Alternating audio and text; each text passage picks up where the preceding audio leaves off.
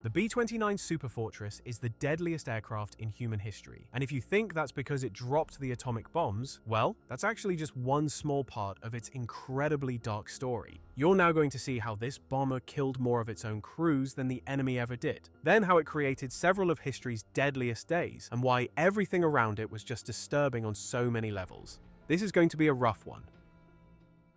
Alright, so let's take a look at how the Superfortress would be created and what was the deal with the bombers at the time. In 1938, the United States wasn't at war with anyone, but it was more than obvious that a new global catastrophe was about to happen. Germany was doing its own chaos in Europe, and Japan was already fighting a horrific war with China for over a year now. While watching this, the American military was thinking about how the new war would be fought and how it could perhaps be even won through air alone. And this is where a new strategy was coined, the so-called strategic bombing. In short, the idea was that you can use new heavy bombers, hammer the country in question's industry and infrastructure, destroy everything it would need to fight a war, their military collapses, and then your ground forces go in to mop up. And there it goes. You've won the war. However, to achieve this incredibly ambitious tactic, you'd need a long-range heavy bomber. And there comes the first problem. The United States couldn't do this with the bombers they had at the time, the B-17 Flying Fortress that was the pride and workhorse of the bomber fleet, and the upcoming B-24 Liberator.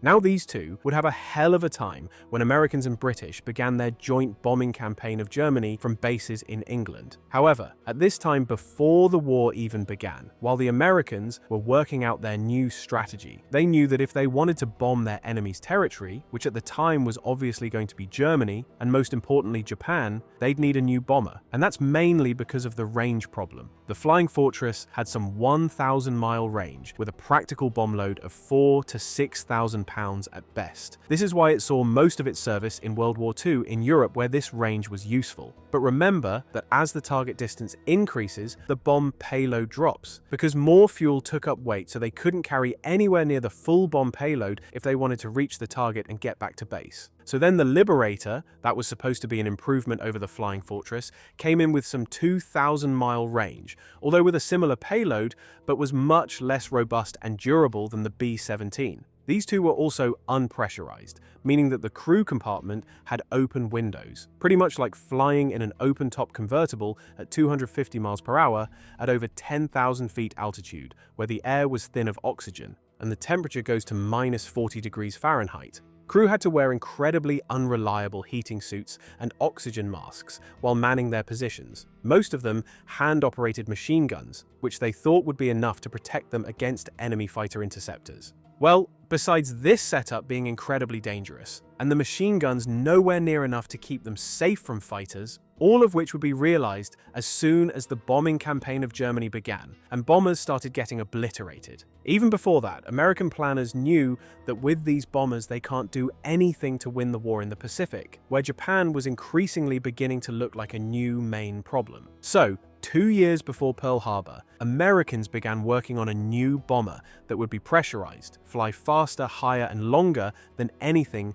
that existed in the world, and also carry a powerful 20,000 pounds bomb payload to targets about 2,600 miles away, flying at 400 miles per hour. Because nothing remotely near this existed at the time, 4 companies began working on their prototypes. And to not bother you with all the various designs and ideas, one that is important for this story is the B-29 from Boeing. What Boeing was proposing was a massive 4-engine heavy bomber, far larger than anything that had ever flown. It'll be powered by the Wright Duplex Cyclone, which was the most powerful piston engine in the world at the time. 4 of these engines, actually, with each producing 2,200 horsepower, would push this enormous aircraft to speeds and altitudes no bomber had ever reached. The design also called for something completely new, and that was a pressurized cabin, so the crew could breathe and function at extreme altitude. And then there's a computer-controlled defensive gun system instead of hand-operated machine guns. Nothing like this had ever been attempted on a bomber. Boeing submitted this design in May 1940 and received a contract for 2 B-29 prototypes. Building those prototypes would take over 2 years, and the first one wouldn't fly until September 1942. Now, when you develop something new, like an aircraft, you usually build prototypes first, test them thoroughly so all the problems are found and corrected, and only then does the thing go into production. But that's not how it went with this one. In May 1941, 16 full months before the first prototype of this new bomber even left the ground, the Army Air Forces placed an order for 14 service test aircraft and 250 production models. The government literally ordered test aircraft and mass production in the same contract for a bomber that had never flown. Then, after Pearl Harbor happened, they doubled it to 500. By the time the first test flight actually took place, over 1,600 of these still experimental bombers had been ordered. 4 enormous factories were being built across the country, more than 1,400 subcontractors were tooling up, and tens of thousands of workers were being hired, all for a project that nobody knew would actually work. The total cost of the program would reach $3 billion, which is about $54 billion in today's money. And to put that into perspective, the Manhattan Project that built the atomic bombs cost about $2 billion. This bomber project consumed an estimated 30% of the entire engineering resources of the United States. It was the single most expensive weapons program of the entire war. And all of this was because there wasn't a single bomber, not even on paper, that could theoretically bomb Japan from any base the US could capture. So they needed this new bomber, and they needed it now. You're probably thinking, well, how could they identify all the problems before the thing goes to war? And the answer is they wouldn't. The problems would be identified by their crews when they're in the air, loaded with fuel and bombs, probably thousands of feet above the sea in the middle of nowhere. By early 1944, Boeing's factory had rolled 97 B-29s off the assembly line. These were supposed to be finished, combat-ready bombers. But because the design was being tested, changed, and mass-produced all at the same time, these came off the line full of problems. Surprise, surprise. Engines that didn't work properly, cockpit glass so warped pilots couldn't see through it, pressure seals that leaked, fire control computers that malfunctioned, 580,000 faulty electrical connections across the fleet, wings that needed reinforcing. You get the picture. Out of 97 bombers built, only 16 could actually fly. The rest were just sitting there, broken. Now the thing is that President Roosevelt had personally promised China's leader that B-29s would be bombing Japan by spring of 1944. And this was very important because this promise was what kept China in the war with Japan. If they had surrendered, Japan would have had millions of soldiers freed up to fight Americans in the Pacific instead. However, by March of 1944, they realized they had basically 0 working B-29s, which meant that Roosevelt's promise was about to be broken. So, this then led to what became known as the Battle of Kansas, a 5-week emergency blitz where over 1,000 workers and specialists were pulled together to fix all 97 aircraft by hand, outdoors in the middle of winter. They had to basically rebuild every single airplane on the flight line and check and correct faults with all the new ones that were coming out from factories. By April 15th, the Battle of Kansas was won, and about 150 B-29s were combat ready. At least they looked like they were. And by May, 130 of them had made the 11,500-mile journey to India. But before we tell you about the horrors that would happen there as soon as the first bombers arrived, let's first show you what exactly was this bomber that the United States had bet everything on. Following Boeing's tradition of naming its bombers, and because the B-17 was called the Flying Fortress, this new one had to be better than that. So it was christened the Superfortress, and it justified the name because this thing was a completely different class of bomber. It had an enormous 141-foot wingspan, was 99 feet long, and with a maximum takeoff weight of a staggering 133,500 pounds, which is, by the way, double what the B-17 had. There was simply no such thing in the world when it appeared. It could carry up to 20,000 pounds of bombs over a 3,200-mile range and fly at a maximum of 357 miles per hour. Service ceiling was some 31,000 feet, and it was manned by an 11-man crew.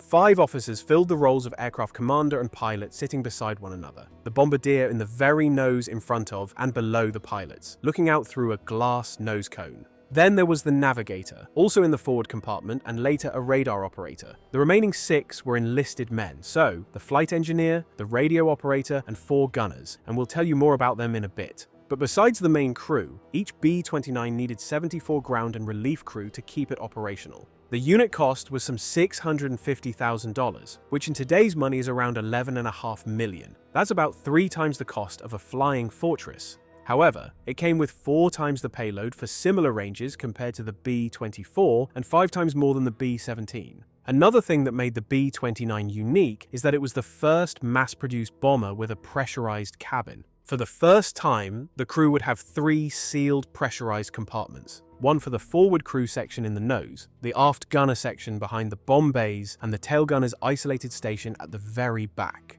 Now, because the bomb bays can't be pressurized since they'd need to be opened when the bombs are dropped, the forward and aft sections were connected by a 35-foot pressurized crawl tunnel that ran above the 2 large bomb bays, so crew members could move between compartments during the flight if they needed to. So now the crew could, for the first time, work in shirt sleeves on missions lasting over 14 hours, without the heating suits and oxygen masks that were failing all over the place on earlier bombers. Now, as for the defensive armament, they had a similar idea like with the Flying Fortress, but instead of hand-operated machine guns, the B-29 had a General Electric central fire control system, which was another revolutionary feature. It had 5 remote-controlled gun turrets that held 12 50 caliber machine guns, with the forward upper turret alone having 4 of them.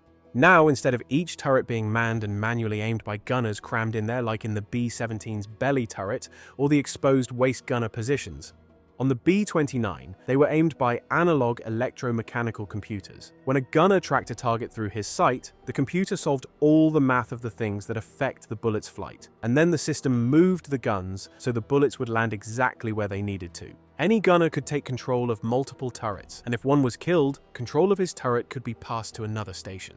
This system was years ahead of anything else in the air and was incredibly complicated, so if I even tried to dive deep and explain how it actually worked, this would be a 2-hour video and I'd get a stroke. But anyway, it was quite a system, and B-29 gunners would use it to shoot down 914 Japanese fighters over the course of the war. And then besides these revolutionary features, there were many more smaller but also incredibly important ones. It had tricycle landing gear, which was new for a heavy bomber. It had enormous Fowler flaps for generating lift during the heavy, slow takeoffs. The entire skin was flush riveted for aerodynamics. There were over 150 electric motors inside, powered by 6 engine-driven generators, all connected through 11 miles of wiring.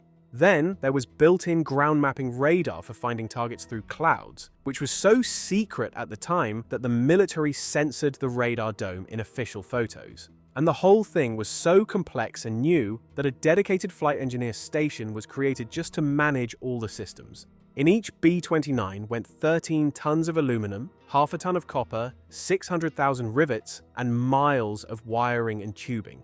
Now, as for the thing it was actually made to do, the B-29 had 2 large bomb bays. When bombs are released, they drop alternately, so first from the forward bay, then the rear, then forward again, and so on, which was controlled by a device called an intervalometer. This was done to keep the bomber balanced while dropping such heavy weight so suddenly. As for the 20,000-pound maximum payload, yes, it was possible, but only for shorter-range missions. Some targets in Japan that you're going to hear about were so far away, so the bomb load had to give in for fuel. And you're also going to hear how one oversight led to horrifically many B-29s crashing into the sea because they ran out of fuel. And while we're on the fuel, B-29s had 7 tanks inside the wings and bomb bay, with a total capacity of about 9,300 gallons.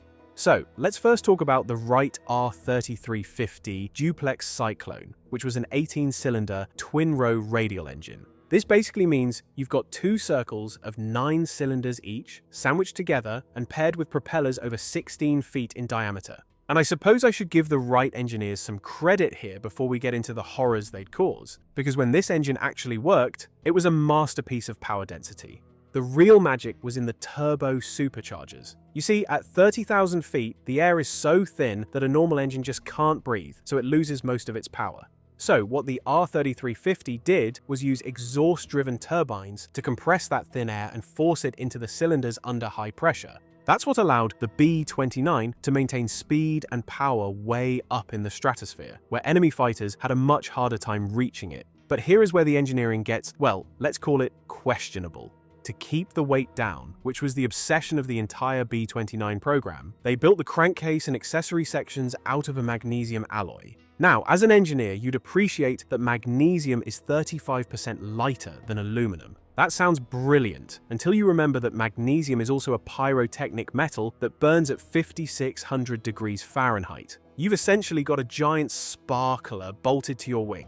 If it caught fire, it would melt through the main wing spar in seconds. And the fire extinguishers failed 87% of the time for some reason. So after catching fire from something like, I don't know, a notoriously prone to catching fire engine, the wing would just fold up and the plane would drop out of the sky. The crews called the firewalls between the engines and the fuel tanks tin pans because a magnesium fire would burn right through them in a few seconds. And then on top of that, Boeing used a very tight nacelle design to improve aerodynamics. But what that meant in practice was that the rear row of cylinders wasn't getting enough cooling air, so they easily overheated. Now the front row, and this is almost hard to believe, had its exhaust ports facing forward. So the cooling air is supposed to cool the engine, but instead it hits the red-hot exhaust manifold first before it ever reaches the cylinders. You're preheating your own cooling air, and when those manifolds inevitably cracked from vibration, they sprayed flames directly onto the cylinder heads. On top of all that, the engine had a habit of swallowing its own exhaust valves, and when that happened, you got a catastrophic fire instantly. Because of all this, these engines were pretty much disposable. On average, they lasted about 265 hours before they had to be scrapped. It got so bad that nearly 2/3 of all B-29 losses during the war came from mechanical failures, not from the Japanese. But you're going to hear more on that. Now look at how these problems led to the fatal crash in 1943, when the second ex-B-29 prototype went up for a test flight with Eddie Allen and his crew at the controls. Allen was considered the finest test pilot in the United States at the time. Already on the first test flight of this prototype, an engine caught fire, and Allen luckily managed to land it just in time. That should have been a clear warning, but for some reason it was pretty much ignored. So, on February 18th of that year, the same plane went up for its 9th test flight, and lo and behold, the engine caught fire again. Allen did everything right. He shut it down, activated the CO2 extinguishers, and immediately turned back toward Boeing Field. But as they were coming into the landing pattern, an explosion rocked the aircraft. The radio operator, Harry Ralston, left his microphone open, and his last words were a warning to Allen that the wing spar was burning badly. The bomber started shedding parts over downtown Seattle, and the fire moved inside the fuselage. 3 crew members that the fire had already reached bailed out, but they were only about 100 feet above the ground. Their parachutes never had a chance to open. At 12:26 p.m., the plane clipped power lines and slammed into the Fry meat packing plant, just short of the runway. It was carrying 5,000 gallons of gasoline, so the explosion killed all remaining men on the plane, along with 20 workers in the factory and a firefighter who died the next morning. 32 people dead because of a known engine flaw. The government, as usual, censored the entire story for 2 years and told the public it was just a, quote, military aircraft, because they couldn't let anyone find out what was going on with their top-secret project. But this crash wasn't the end of the B-29 killing its own crews before it ever went to war. Between that accident and the first combat mission in June 1944, there was an entire year and a half where B-29s were in the hands of crews who were trying to learn how to fly this thing, and it was killing them regularly.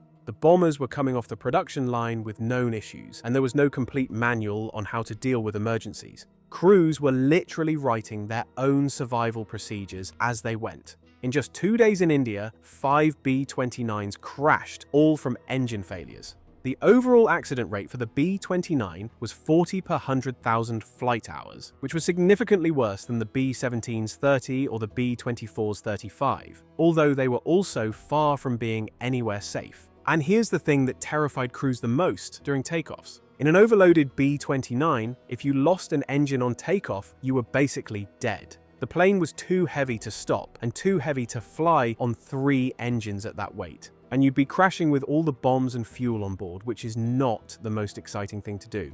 Mountains of scrapped, burned-out engines became a signature feature at every B-29 base. And all of this was happening before the first bomb was ever dropped on the enemy. They had this $3 billion program that consisted of essentially immature prototypes pushed into mass production. It wasn't until the 1950s that they finally sorted these issues out. However, it was now time for the B-29 to actually go to war. But here's another problem. The Americans had nowhere close enough to Japan to actually park bombers and stage missions from. You have to remember, the island bases they eventually became famous for, like Saipan and Tinian, hadn't been captured yet.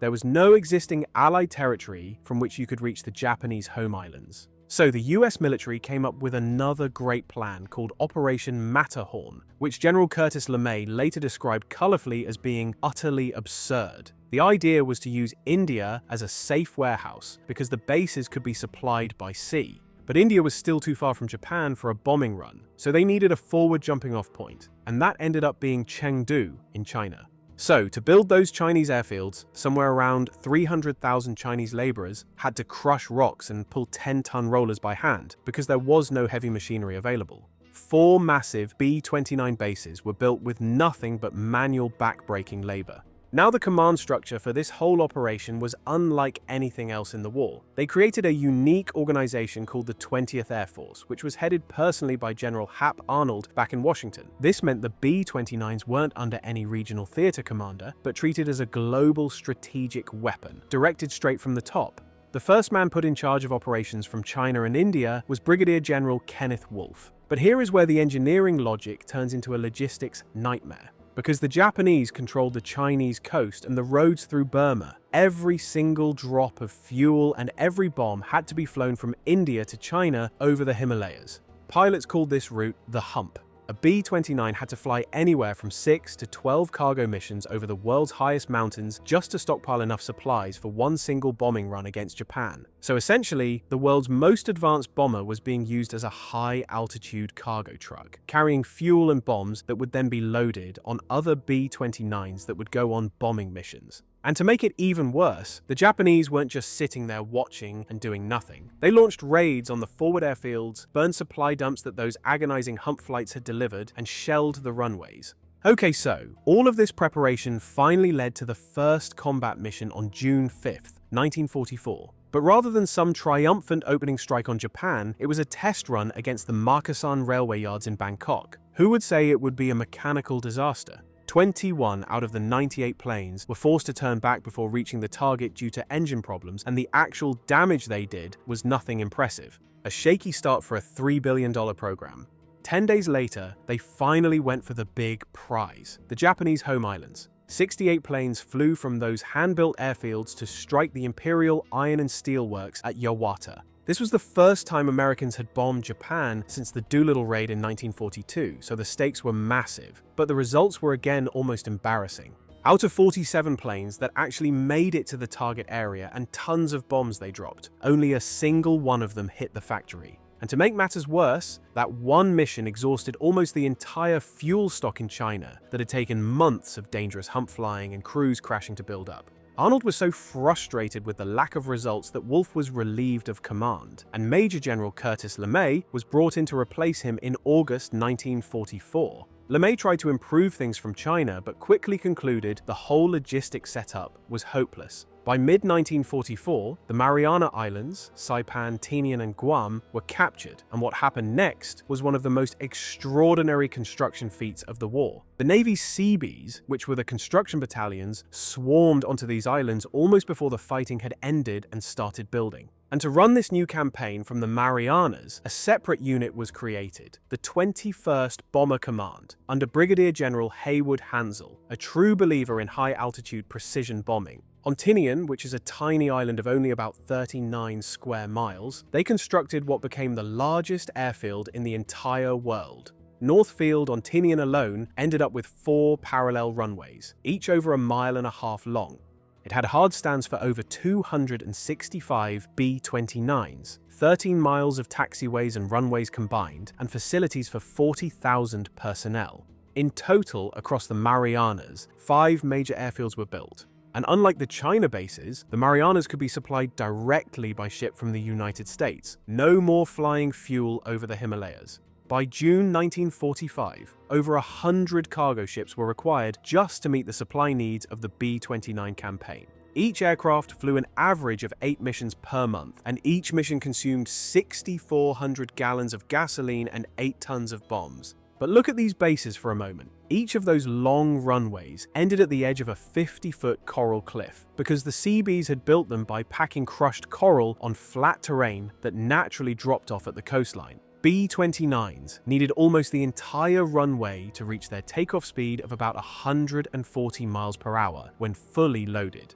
A stake was positioned along each runway as a go or no-go point. So if you weren't at 100 miles per hour with all 4 engines running perfectly when you passed that stake, you could still stop in time. But if you were past it and you just couldn't get enough speed, you went off the end of the runway and over a 50-foot cliff, which, quite frankly, did happen. And sliding down the abrasive coral cliff face, loaded with fuel and bombs, well, you get the picture. And then there were the missions themselves. When B-29s flew from the Marianas to Japan and back, the round trip was roughly 3,000 miles over completely empty ocean. These missions easily took 15 hours or more. Fuel was loaded to the absolute limit, and bomb loads were calculated against fuel weight. So every pound of bombs you carried was a pound of fuel you didn't have. Fuel reserves on a typical mission were razor thin, about 30 minutes of extra flight time in the best case. Any engine failure, any combat damage, any navigational error, any unexpected headwinds, and you might not have enough fuel to get home.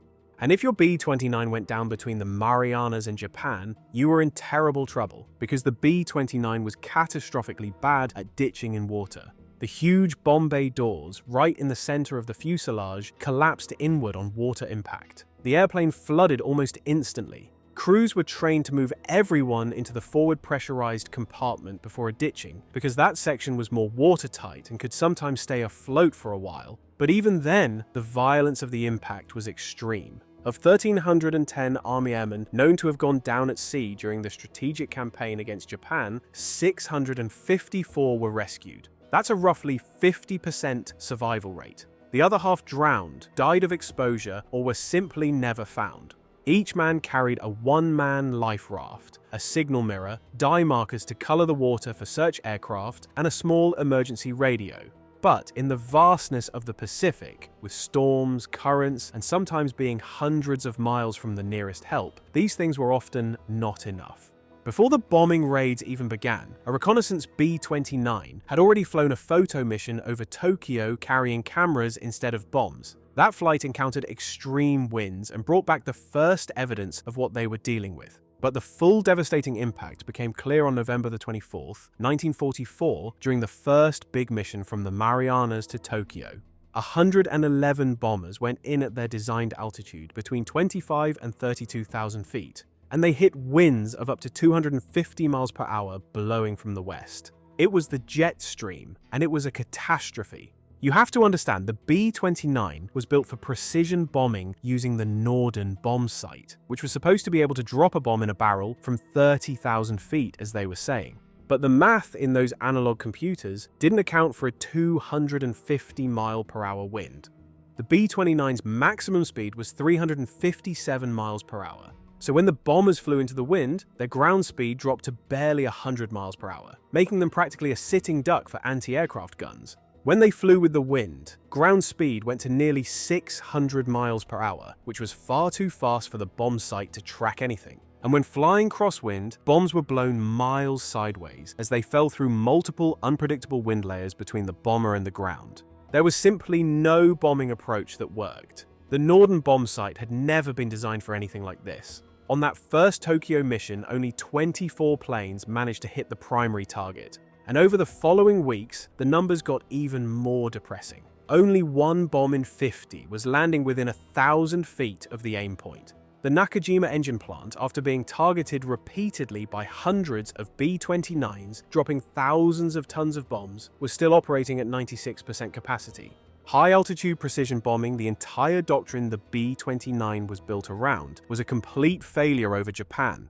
And the jet stream didn't just ruin bombing accuracy, but it also killed crews on the way home. When B-29s flew toward Japan, they often had the wind at their backs, which was great for speed, but masked how much fuel the return trip would actually cost. On the way back, those same winds were now blowing against them and dramatically increasing fuel consumption beyond what the crews had calculated. Some realized too late that their fuel margins had evaporated. They simply ran dry over the Pacific and had to ditch, and there are quite a few videos of B-29s hitting the water, like this one here. After only 9 missions and 44 days in command, Arnold relieved Hansel. LeMay replaced him on January 20th, 1945, and he was pretty much the last chance. By this point, Arnold had suffered his 4th heart attack. The Superfortress was his personal project, his legacy. He had staked his reputation and career on it. And now, after $3 billion spent and 30% of America's engineering capacity consumed, the program was producing almost nothing. Now, before we get into how the tactic is about to be changed, let's take a look at what the Japanese had to defend themselves from heavy bombers. During the daytime, Japanese fighters did intercept the formations, like on that very first Tokyo mission when 125 Japanese fighters went up to meet the B-29s, but they only managed to shoot down one. The reality was that Japanese air defenses over the home islands were stretched thin. Their anti-aircraft guns were a bigger problem at high altitude, but even those were far less effective than what the Germans had in Europe. Fewer guns, worse radar, and most of their heavy flak pieces couldn't accurately reach the altitudes where B-29s were operating. And once P-51 Mustangs started flying long-range escort missions from Iwo Jima after its capture in early 1945, Japanese daytime interceptors fell on even harder times since they were outclassed by the Mustangs in every way. Meanwhile, Japanese nighttime defenses were almost non-existent. Now that's a hint for what's going to come next. Because the biggest threat to the Superfortress and its crews was the Superfortress itself and its horrific unreliability in unpredictable Pacific weather, and because the Americans also knew the ditching survival rate was terrible, they set up an elaborate rescue network along the B-29 flight routes. Submarines, destroyers, PBY, Catalina flying boats called Dumbos all patrolled the routes, and modified B-29s called Super Dumbos flew the routes as well. And these carried droppable motorboats and survival equipment that they could drop to crews in the water. But the real game changer was Iwo Jima. The island sits roughly halfway between the Marianas and Japan. In Japanese hands, it was a problem because it had radar that provided early warning to Japan of incoming raids, and it was a base for Japanese fighters that could intercept the bombers. But in American hands, it became an emergency landing field for crippled B-29s that couldn't make it home. The Marines invaded Iwo Jima in what you probably already know was one of the bloodiest battles in Marine Corps history. Over 26,000 American casualties, nearly 6,800 Marines killed. Almost 19,000 Japanese defenders were killed, with only 216 taken prisoner. The fighting was still raging when on March 4, 1945, a B-29 named Dynamite reported it was critically low on fuel and requested an emergency landing. It came in while Japanese troops were still shooting, hit a field telephone pole on approach, and landed on Iwo Jima. It was the first of many. By the end of the war, over 2,200 B-29s made emergency landings there. Although there is some historical debate about those numbers. Some historians point out that many of the later landings were actually for routine refueling rather than genuine emergencies, and that the real number of lives saved may be lower than what was claimed. Some argue these inflated numbers were used to make the horrific Marine losses at Iwo Jima sound like they were worth it. Anyway, after high-altitude bombing was more than obviously not working, LeMay made a radical tactical decision that convinced his own crews he had gone insane. He ordered a complete reversal of doctrine, wanting bombers to attack at 5,000 to 9,000 feet instead of 25,000, fly at night instead of by day, and carry incendiary bombs instead of high explosives. And most shockingly, he ordered all defensive guns stripped except the tail turret, removing sighting equipment, remote turrets, gunners, and ammunition to save over £7,000 per aircraft, which allowed each bomber to carry more incendiary bombs instead. The reasoning was actually sound, since Japanese night fighters were barely existent, and low altitude bypassed the jet stream. And on top of that, Japanese cities, where the small factories producing war material were hidden, were built overwhelmingly of wood, making them incredibly vulnerable to fire. LeMay deliberately bypassed Arnold for formal approval, and he also said to an aide that if they lose, they'll be tried as war criminals. And frankly, this new doctrine would now create the deadliest single air raid in human history. Operation Meeting House on the night of March 9, 1945. Approximately 325 bombers took off from the Marianas. Their target was the Shitamachi district of eastern Tokyo, a dense working-class neighborhood where about 750,000 people lived. Pathfinders arrived at 12:08 on March 10th and dropped 100-pound M47 oil gel bombs in a flaming X pattern. The main force followed, dropping over 1,600 tons of incendiaries and M69 cluster bombs. A total of roughly 500,000 cylinders of napalm and white phosphorus rained down over 2.5 hours. When the M69 functioned as designed, each cluster released 38 individual 6-pound bomblets that used a white phosphorus charge to ignite the napalm gel and shoot fountains of burning sticky fire. Within minutes, individual fires in Tokyo merged into a firestorm that created hurricane-force winds and ground temperatures reaching 1,800 degrees Fahrenheit. This incredible heat melted asphalt, liquefied glass, and caused canal water to boil while consuming all available oxygen. And on the ground, the unimaginable horrors were happening. Thousands of civilians who jumped into the Sumida River to save themselves from fire found the water crowded and literally superheated to the boiling point. I think that we can't go deeper than that, as the video would surely be taken down from YouTube, so you can go later and read a thing or two about this if you want to ruin your sleep schedule. I know that you guys hate when we quote-unquote censor history, but the thing is that otherwise, the video would get restricted, meaning no one would see it. So all the effort we put into creating our content would be pointless. That's just how it is. Anyway, the horror extended to the air crews as well. The glow of the burning city was visible from over 150 miles away. Massive updrafts generated by the firestorm bounced bombers through altitude changes of 1,000 feet, flipping some aircraft upside down and sucking burning debris 8,000 feet into the air. Despite all the chaos, LeMay lost only 14 aircraft, a loss rate under 5%, with roughly half of those casualties caused by heat damage and turbulence rather than Japanese defenses. The Japanese documented 105,400 confirmed bodies. Over 40,000 people were injured. 1 million were made homeless, effectively erasing 1/4 of Tokyo. Since the campaign was deemed a tactical success, LeMay didn't stop. Over the next 10 days, over 9,000 tons of bombs destroyed 31 square miles across Japan's 4 largest cities. The raids only paused because the military exhausted its incendiary stocks. Once replenished, Tokyo was hit again and again. On April 13th, April 15th, then May 24th, in the largest single raid with 520 bombers dropping over 3,600 tons of incendiaries. From June through August, the campaign expanded to 58 medium and small cities. Over 300,000 civilians were killed, over 400,000 injured, and 8.5 million made homeless. Some cities were virtually erased, like Toyama that lost 99% of its urban area. And in what might be one of the most cynically dark details of the whole campaign, in July 1945, B-29s dropped leaflets over remaining Japanese cities warning civilians to evacuate. The leaflets read, "America, which stands for humanity, does not wish to injure the innocent people."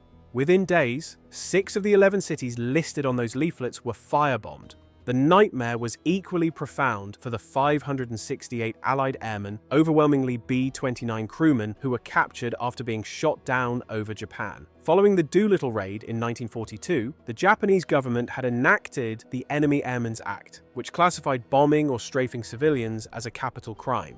This meant captured B-29 crews weren't treated as prisoners of war. They were classified as war criminals. Of those 568 documented captives, 132 were executed after summary trials, and many others were subjected to things that we genuinely cannot describe in this video. What we can tell you is that captured airmen were held not in standard POW camps, but by the Kempei Tai, the military police, most notoriously at their headquarters in Tokyo, where the conditions they were held in were, beyond what I can describe with words.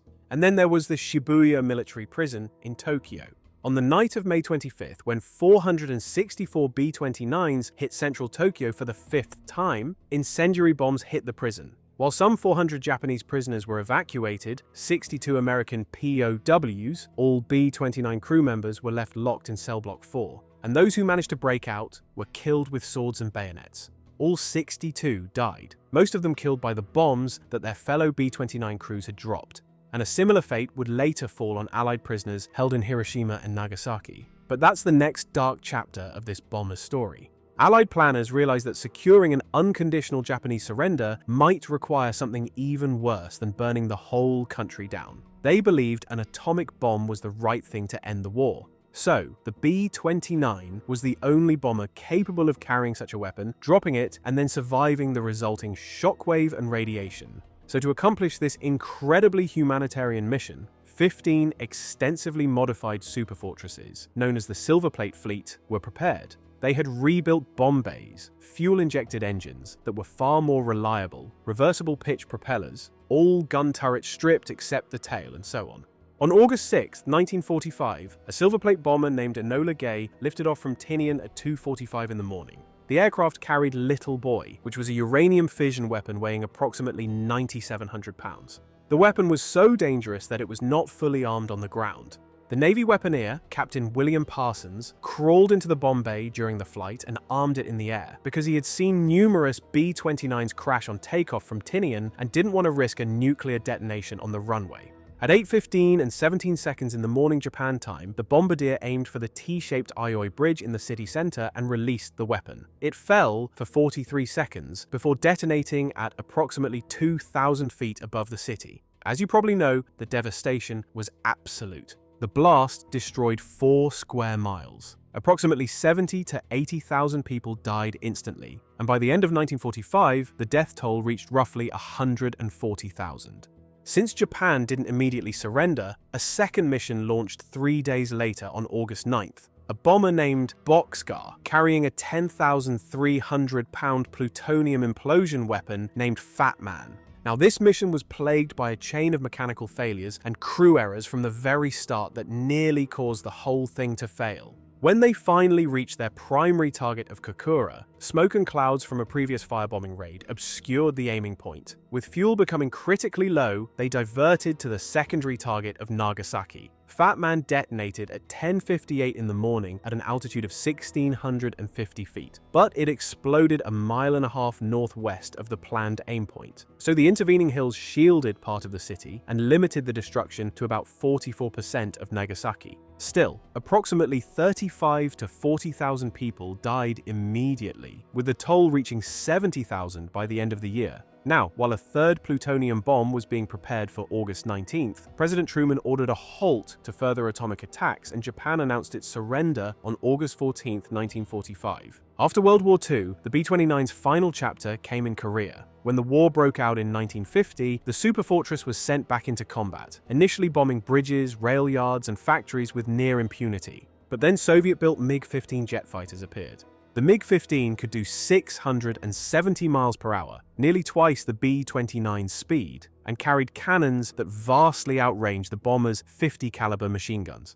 The fire control system, that had been revolutionary in 1944, simply couldn't track targets moving that fast. On October 23, 1951, a day the crews called Black Tuesday, 9 B-29s went to bomb an airfield near MiG bases. And moments before they were about to drop their bombs, a swarm of MiG-15s, many of them flown by experienced Russian pilots, not North Koreans, came down on the formation. 6 of the 9 didn't come back. 3 B-29s were shot down right over the target area. 3 more were so badly damaged they couldn't make it back to Okinawa and had to make emergency landings. Of the 3 remaining, only 1 came out without major battle damage. After that, daylight B-29 operations were permanently cancelled.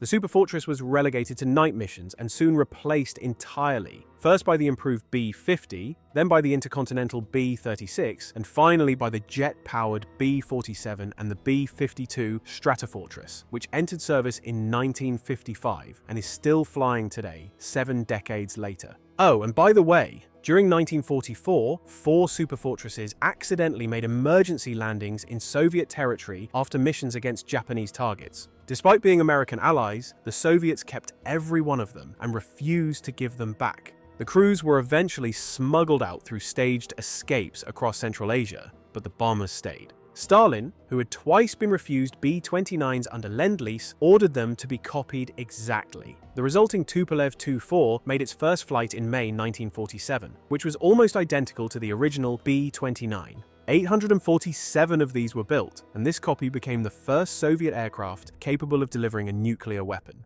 So, when you add it all up, 414 superfortresses were lost bombing Japan in just 14 months of combat. That's roughly 1 a day, every single day. Of those, only 147 were actually brought down by the Japanese. The other 267, nearly 2 out of every 3, were killed by their own engines, mechanics, fuel calculations, and so on. Over 3,000 crewmen ended up dead, wounded, or missing. And the most expensive, most advanced weapon of the entire war didn't make them any safer. Like Nicholas Moran said for tanks, we can tell the same for the B-29 Superfortress. It was designed to hurt people, and it didn't care which, in it or on the ground beneath it.